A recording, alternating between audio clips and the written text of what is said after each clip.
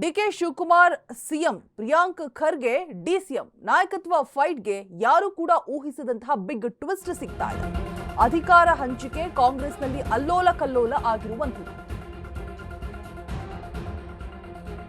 DK Shivakumar CM, Priyank Kharge DCM ಆಗಿದ್ರೆ ಅಶ್ವವೇಗ ನ್ಯೂಸ್ನಲ್ಲಿ political big exclusive story.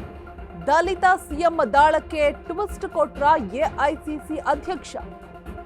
DK ಪರ ಬ್ಯಾಟ್ ಬೀಸುತ್ತಲೇ ಸಿಎಂ ಬಣಕ್ಕೆ ಚೆಕ್ಮೇಟ್ ನೀಡ್ತಾ ಇದ್ದಾರ. ಮಗನ ಭವಿಷ್ಯದ ದೃಷ್ಟಿಯಿಂದ ಖರ್ಗೆ ದಲಿತ ದಾಳವನ್ನ ಉಳಿಸ್ತಾ ಇದ್ದಾರ. ಒಂದು ಕಡೆ ಏನೇ ರಣತಂತ್ರವನ್ನ ಹೇರಿದ್ರು ಕೂಡ ಮತ್ತೊಂದು ಕಡೆ ದಲಿತ ದಾಳವನ್ನ ಉರುಳಿಸೋದಕ್ಕೆ ಮುಂದಾಗ್ತಾ ಇರುವಂತದ್ದು ಮಗನ ಭವಿಷ್ಯದ ದೃಷ್ಟಿಯಿಂದ ಖರ್ಗೆ.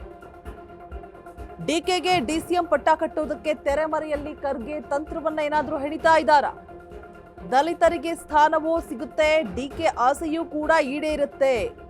ಅಹಿಂದ ವರ್ಗದಿಂದ ಈಗ ಆಲ್ರೆಡಿ ಸಿದ್ದು ಸಿಎಂ ಆಗಿದ್ದಾರೆ. ಉಳಿದ ಅವಧಿಗೆ ಒಕ್ಕಲಿಗ ಮತ್ತೆ ದಲಿತ ಸಮುದಾಯ ಪರಿಗಣಿಸೋದಕ್ಕೆ ಪ್ಲಾನ್ ಏನಾದ್ರೂ ನಡೀತಾ ಇದೆಯಾ? ಒಂದೇ ಕಲ್ಲಲ್ಲಿ ಎರಡು ಹಕ್ಕಿ ಹೊಡೆಯೋದಕ್ಕೆ ಹಿರಿ ಖರ್ಗೆ ಪ್ಲಾನ್ ಏನಾದ್ರೂ ಮಾಡ್ತಾ ಇದ್ದಾರಾ?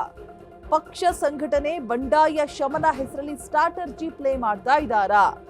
ಸಿಎಂ ಬಣದ ಕಣ್ಣು ಕೆಂಪಗಾಗಿಸಿದ ಖರ್ಗೆ ದಲಿತ ದಾಳ.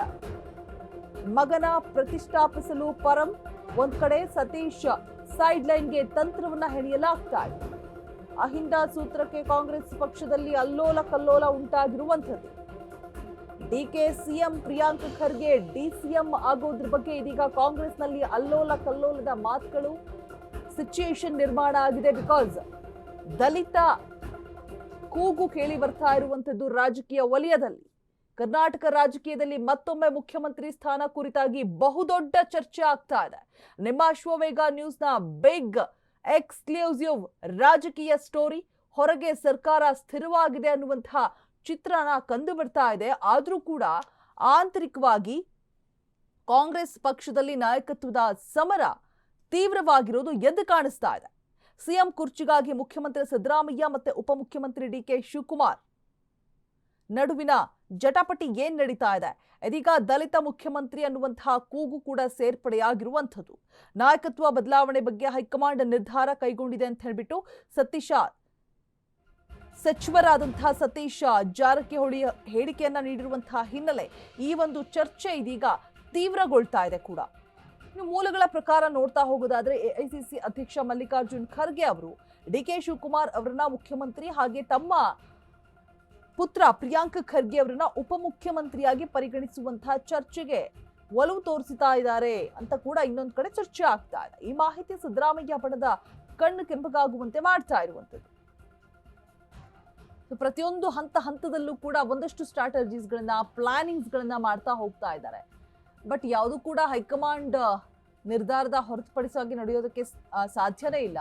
ಇವರು ಇಲ್ಲಿ ಏನೇ ಕಾರ್ಯತಂತ್ರವನ್ನ ಹೆಣದ್ರೂ ಕೂಡ, ಏನೇ ದಾಳವನ್ನ ಉರುಳಿಸಿದ್ರೂ ಕೂಡ ಫೈನಲಿ ಹೈಕಮಾಂಡ್ ನಿರ್ಧಾರಕ್ಕೆ ಬದ್ಧರಾಗಲೇಬೇಕಾಗತ್ತೆ. ಬಟ್ ದಲಿತ ಕೂಗು ಎಲ್ಲಿ ಕೇಳಿ ಬಂತು ಅಲ್ಲಿ ಒಂದಷ್ಟು ತಂತ್ರವನ್ನ ಹೆಣೆಯೋದಕ್ಕೆ ರೆಡಿ ಆಗ್ತಾ ಇದ್ದಾರೆ. ಅಂದ್ರೆ ಒಂದೇ ಕಲ್ಲಲ್ಲಿ ಎರಡು ಹಕ್ಕಿನ ಹೊಡೆಯೋದಕ್ಕೆ ಒಂದ್ ಕಡೆ ಮಗ ಡಿಸಿಎಂ ಕೂಡ ಆಗ್ತಾರೆ, ಇನ್ನೊಂದ್ ಕಡೆ ಡಿಕೆಶಿ ಅವರ ಆಸೆ ಕೂಡ ತೀರತ್ತೆ.